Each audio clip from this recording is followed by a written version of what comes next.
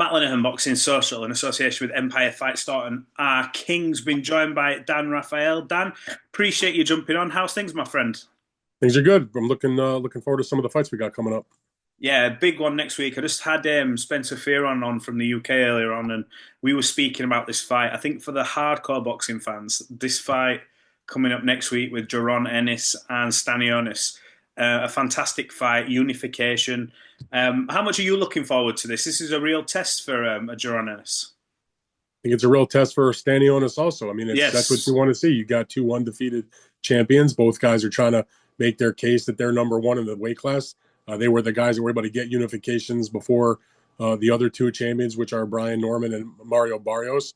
Four Mm-hmm. guys who, all have whatever claims they have, but I don't think anybody has established themselves as the definite number one. I think a lot of people would say going into the fight, it's probably Boots, maybe just Mm-hmm. because he's had, some higher profile fights, been around a little bit longer, whatever. But, I Mm-hmm. don't think anybody's saying 100% that he's number one. And so this will go a long way to proving that for both of these guys. So, they're fighting for the WBA title that Stanionis has, the IBF title that belongs to Jaron Ennis. They have the Ring Magazine title at stake. So, there's a lot going on with this fight. It's going to be a great crowd there because they're only a few minutes away, half an hour or so down the highway from Philadelphia, which is Boots Yeah. Ennis's hometown. He's drawn well there. I'm sure he'll draw well at Boardwalk Hall, which, by the way, Matt, has not had a major fight, hasn't had any fight in the main arena, the big arena there, in like since 2014, since Bernard Hopkins had a unification fight at light heavyweight against Sergey Kovalev. So that's a long time, and they've had tons of major fights there.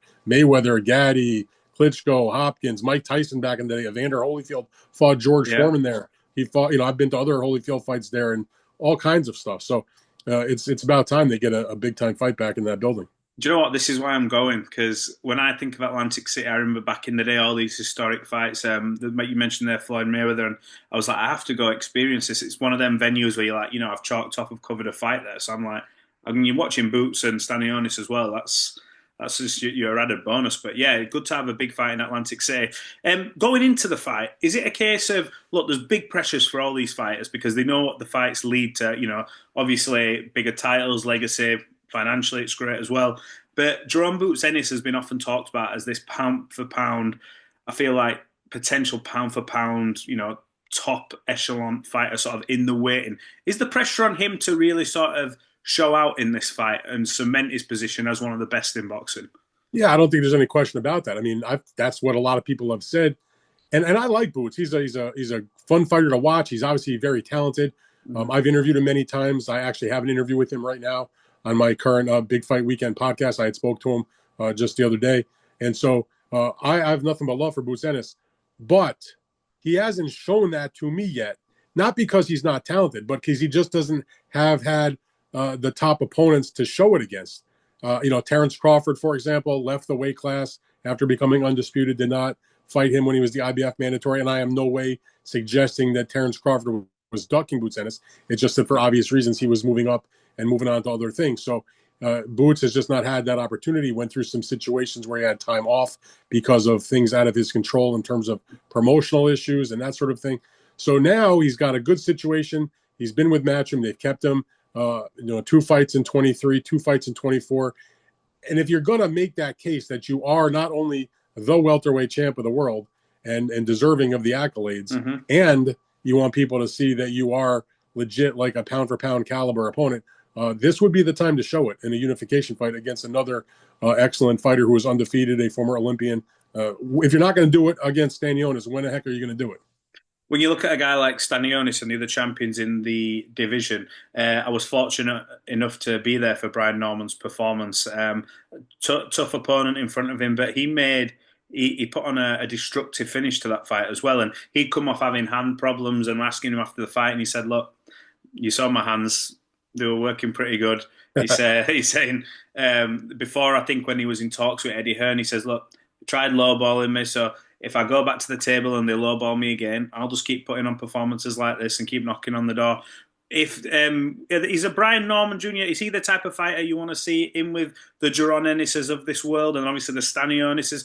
Does that make sense? There's a lot of talk about Boots potentially moving up in weight as well. Where do you sort of see his future? Should he get past Stanionis? Well, certainly he's made the point, Jaron Ennis, that is, that he wants to be undisputed. And so you got to start with one, which is Stanionis. And then if he's successful, then try to pick off the other belts. And they had a lot of conversations about the Norman fight, as you mentioned. The Brian Norman camp was not afraid of the fight. They just felt like there was a certain financial threshold they had to reach. Brian has now gotten a little bit more known because he did have an outstanding performance in the knockout. Mm-hmm. He's shown that his hand is healthy. You know, he hadn't fought for 10 months, so whatever element of rust, you know, he was able to shake that off pretty quick. Mm-hmm. And so the fight with the winner of Stanionis and Ennis, particularly if it's Ennis, becomes that much more of a commercial kind of fight and a fan kind of fight. So, yeah, I think that would be a great match if they can revisit that. Now, there's going to be a lot of other things that come up for Ennis. I mean, again, Turkey Al-Sheikh is not like that he just said this like, you know, years ago. He said this just like, you know, whatever, like a month ago, that what he would like to do. And of course, he's going to be able to put up a tremendous amount of money if he really wants to see a certain fight, to get him in the mix, you know, with the guys that come out of like the Devin Haney, Garcia, Teofimo. So, yeah, you know, he'd like, again, this is going back, you know, a few weeks ago, I guess, or a month or so ago. Yeah, I remember you know, that. If everything comes to pass after the May card in Times Square, and if Haney and Garcia win and they rematch in Saudi Arabia in the fall, and Teofimo wins his fight that's on that same card, what he had said was he would like to make a match between Jaron Ennis defending the welterweight title against Teofimo Lopez, who would, you know, move up from being the junior welterweight champ.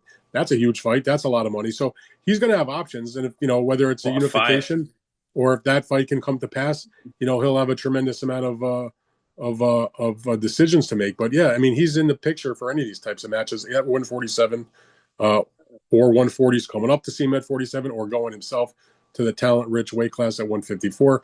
But he's got a serious fight in front of him first. He has to. When you mentioned Teofimo versus Boots, when you think about that, I'm just like, good matchup, right? Let's go. This is this dreamland of boxing that we're currently in, where good fights are actually happening, and that's positive. So when I was in Vegas last week, spoke to Bob Arum.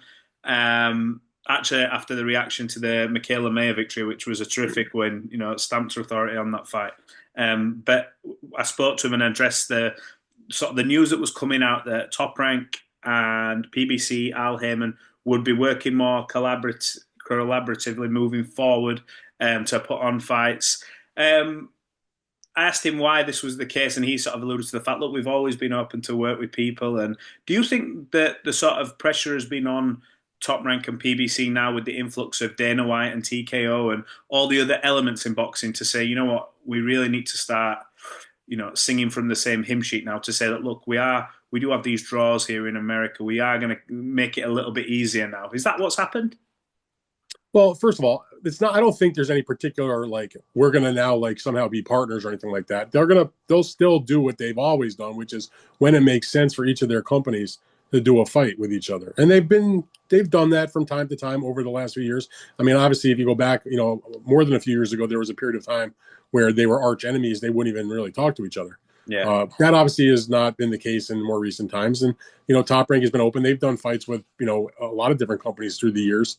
But again, it's got to make sense for their boxer. It's got to make sense for their company. And I would say the same thing in terms of for PBC and for Al and all the folks over there. But I think the reason why that they're more willing and open to do that is because, well, first of all, I don't think it's got anything to do with TKO or anything like that, just because TKO, I mean, they made their announcements and that's cool, but there's nothing other than that, right? They're not even thinking, they've said they're not doing any fights this year. Yeah. We'll see if they wind up as the promoter for the Canelo and Crawford fight, should that come to pass. But even if that's the case, it's not like they're putting on their own cards. They haven't signed anybody yet. They don't have a broadcast deal yet. They don't even have a name yet for their company. So I don't think that's the reason. What I do think would be a reason is you know, you have to make the right fights for the public eventually. And their rosters have different fighters that certainly can match up with each other. That's the first thing. But also, Top Rank is, to my knowledge anyway, does not yet have a broadcast deal going forward once their ESPN deal runs out at the end of July. So that's number one. PBC has been doing a few more non-pay-per-view fights on their Prime Video platform, but they could stand to maybe beef those cards up a little bit, and they might be able to work with some top-ranked fighters to have them fill in that spot. And I guess at the end of the day, you know, it's all about if you have a broadcast platform, and neither one of them at the moment, it really has a strong one. If you unite with each other in some form or fashion, not in a formal capacity, but just in like you make it known, like, hey, we're willing to do business with Business. each other on a more regular basis when it makes sense. That's good. I mean, I'll quote from the great philosopher Don King, who I heard say this a million times in Don's presence at fight weeks or at press conferences, or just to me when I've been talking to him. As he would say in his old gravelly voice, working together works. And it's true. If you work together with like-minded people that are in your same sort of business and it makes sense for everybody, working together works, as Don would say. So why not work together? Why not just chuck Don in there as well? You got Al Heyman, Don King, and Bob Arum all just making and putting good cards on in the States. That'd be wild.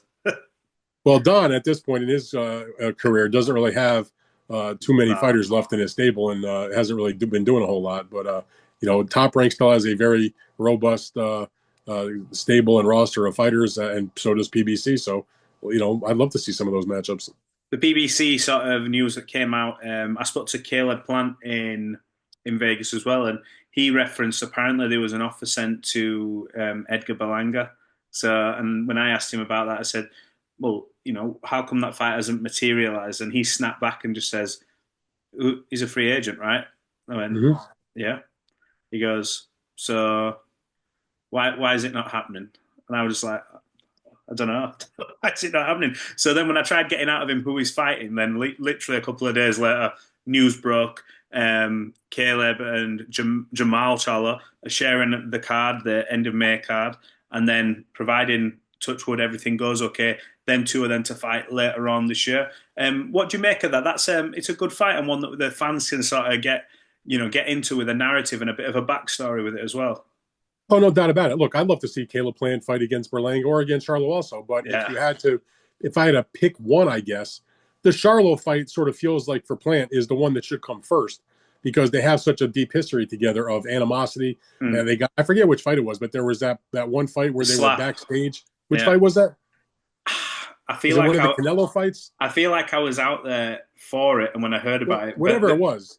They almost got into like a fight like in the backstage area, and neither one of them was fighting that day. Yeah. Like they were just there in attendance, and they were scrapping with each other, close to it, throwing punches, not really getting into it physically. They were just trying to get into it physically. Yeah. So, and they've been going off on each other on social media. They've been dogging each other in the media and on social media for the last little bit, or a lot more than a little bit, last couple of years it feels like. And if you know Charlo, Plant. They'll argue with anybody, but they just do not like each other. And so, look, that's a spicy fight. So you talk about they're going to come back and fight May 31st in separate bouts. I've heard from people say, well, why aren't they just fighting each other? Well, I get the desire to see the fight, but I also understand that for non-boxing reasons, for a lot of all kinds of personal issues that Charlo has had, when he does take the fight against Lamana on the 31st of May, he's coming off an 18-month layoff. It would be stupid for him to come off that kind of layoff and rust and all and just jump right in with one of the top guys in the weight class. So I totally get the fact they're going to do their separate tune-ups. People are pissed about the tune-ups. Okay, whatever, but they're not putting those tune-ups on pay-per-view. So if you have Prime, it's just a regular show. So, okay, that seems reasonable. They'll hype it up a little bit. And then if they don't mess around, I guess they'll go to them against each other, maybe, late this summer, early in the fall. Now that will be a pay-per-view, obviously. I don't know if I love that, but whatever. At least it's a good matchup, and there'll be some, there'll be stakes there, and there'll be a lot of they'll have a lot of say so going into that fight. They'll both, talk their heads off, and I'd like to see the matchup. And then Berlanga, as you mentioned, he is a free agent now that the contract with Matchroom is over. They'll look to do a fight of some type. I don't know if Edgar and his team they're going to sit and just wait around for the winner of that fight, but they can go fight whoever. And then if the winner of Charlo and Plant emerge, that's another fight for the winner of that fight against Berlanga.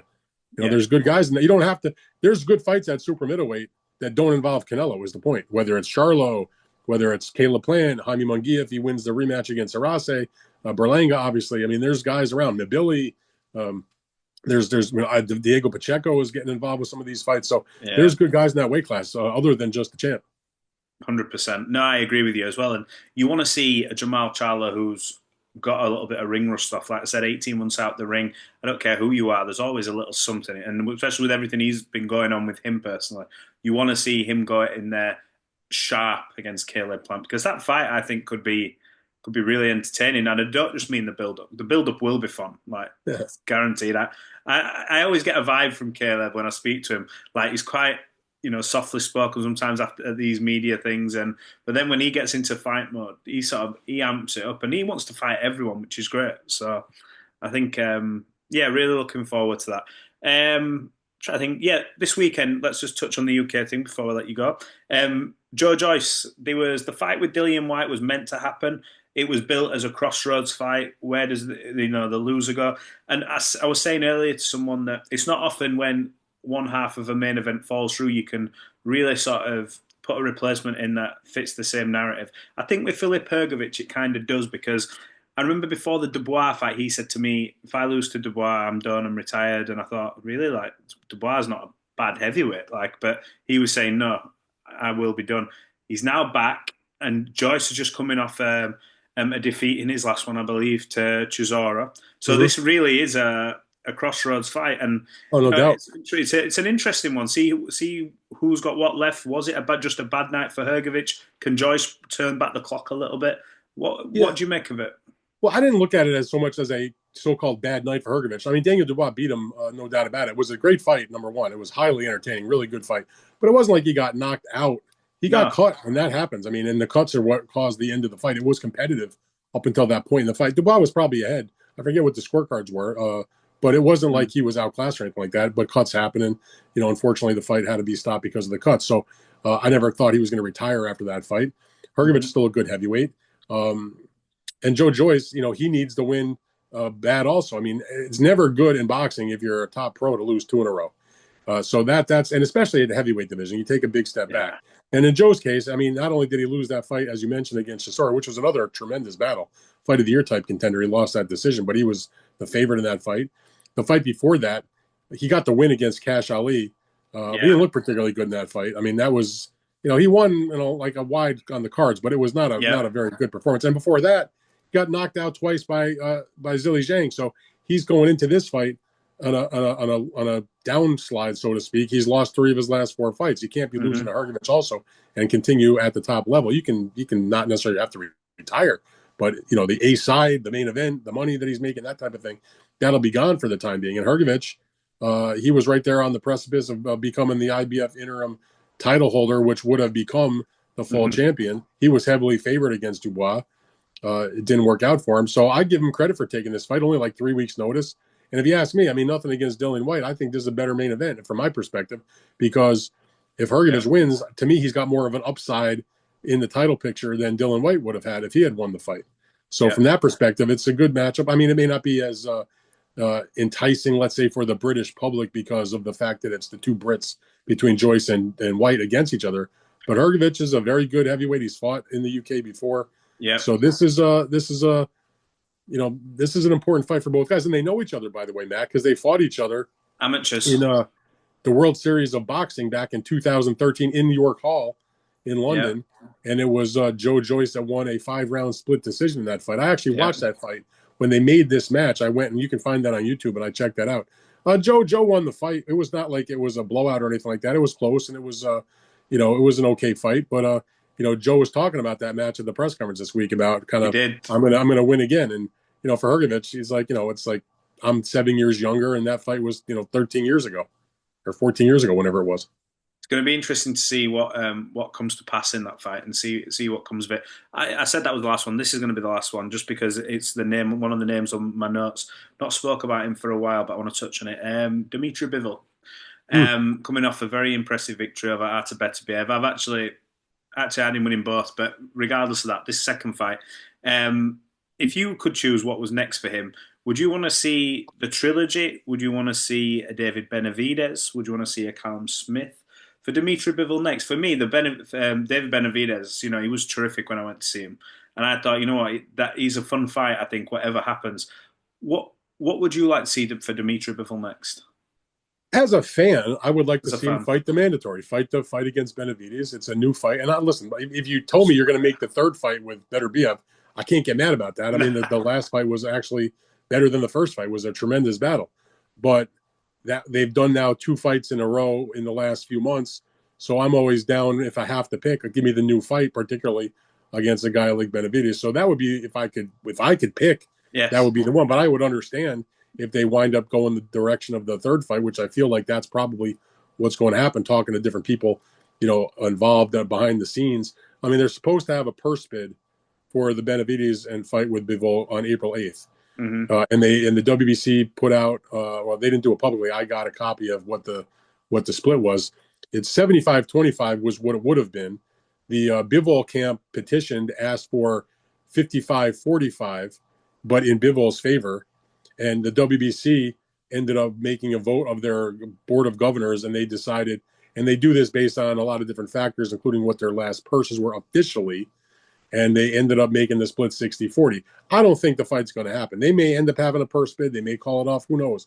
But I just don't feel like that fight's going to happen. Turkey, Al-Sheikh, and Bivol and Beterbiev, I think everybody sort of feels like the third fight is probably what's in store come October, when the next Riyadh season festival begins, thereabouts. And so that probably will be what we see if they decide not to go that route and do the fight and do a fight with Benavidez. Maybe Turkey changes heart and maybe he'll bid on the fight.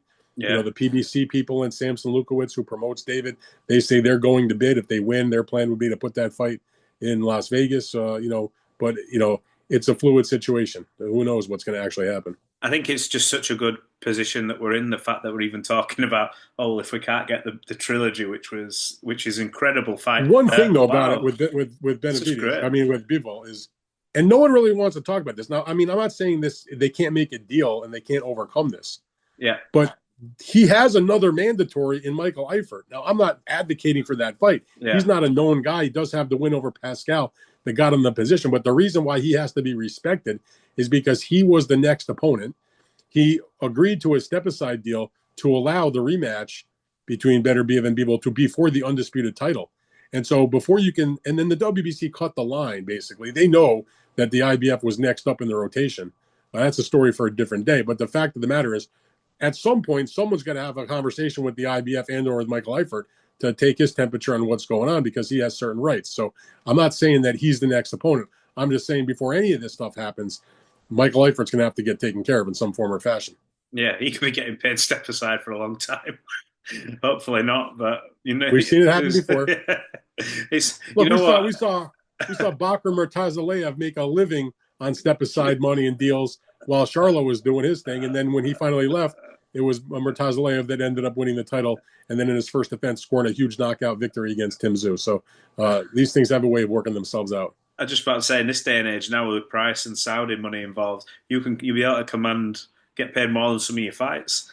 Dan, look, appreciate you jumping on. It's been good chopping up especially from the American side, and obviously we touched on a little bit of the UK stuff. Interesting to see what happens next week with Jaron Ennis, and always a pleasure catching up, bud. You bet, Matt. Thanks, man. Thank you.